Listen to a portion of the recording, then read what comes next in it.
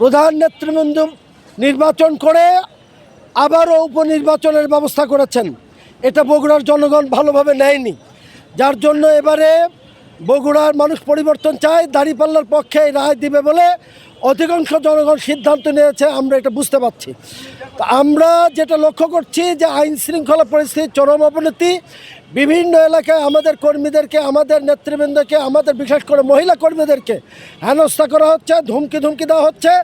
আমরা প্রশাসনের কাছে জোর দাবি জানাই, অবিলম্বে এগুলো বন্ধ করা হোক, নির্বাচনের সুষ্ঠু পরিবেশ নিশ্চিত করা হোক। আর ব্যত্যয় ঘটলে এখান থেকেই বগুড়াবাসী এর বিরুদ্ধে রুখে দাঁড়াবে ইনশাআল্লাহ।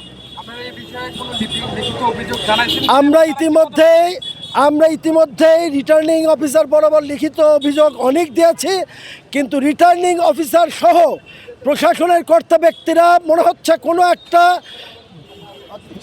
অদৃশ্য শক্তির ইশারায় তারা কাজ করছে, যথাযথ ভূমিকা পালন করছে না। আমরা তীব্র নিন্দা প্রতিবাদ জানাই, অবিলম্বে নির্বাচনের সুষ্ঠু পরিবেশ নিশ্চিত দাবি করার জন্য জোর দাবি জানাই।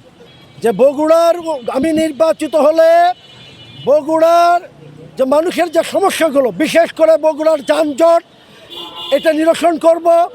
বগুড়ার যে সন্ত্রাস খুনের রাজত্ব, মানে মাসে গড়ে 10-12টা খুন হয়, এই আইন শৃঙ্খলা পরিস্থিতির উন্নতি করব। বগুড়া একটা পূর্ণাঙ্গ বিশ্ববিদ্যালয় স্থাপনের চেষ্টা করব। বগুড়া সিটি কর্পোরেশনকে প্রথম শ্রেণীর সিটি কর্পোরেশন হিসেবে গড়ে তুলব। বগুড়ার বেকার যুবকদের জন্য কাজের ব্যবস্থা করব। বিশেষ করে কৃষি জোন ঘোষণা করে কৃষি নির্ভর শিল্প কারখানা গড়ে তুলব বগুড়ায়। বগুড়ার বিমানবন্দর যেটা, এটাকে বাণিজ্যিকভাবে চালু করার জন্য সর্বোচ্চ চেষ্টা করব। সব কিছু মিলিয়ে বগুড়াকে একটা সুন্দর আদর্শ নগরী হিসাবে গড়ে তোলার জন্য আমার সর্বশক্তি নিয়োগ করার চেষ্টা করবো ইনশাআল্লাহ। বিজয়ের মার্কা আছে, মার্কা আছে, জামাতের মার্কা আছে, আবিদুর ভাইয়ের মার্কা আছে। সবার সেরা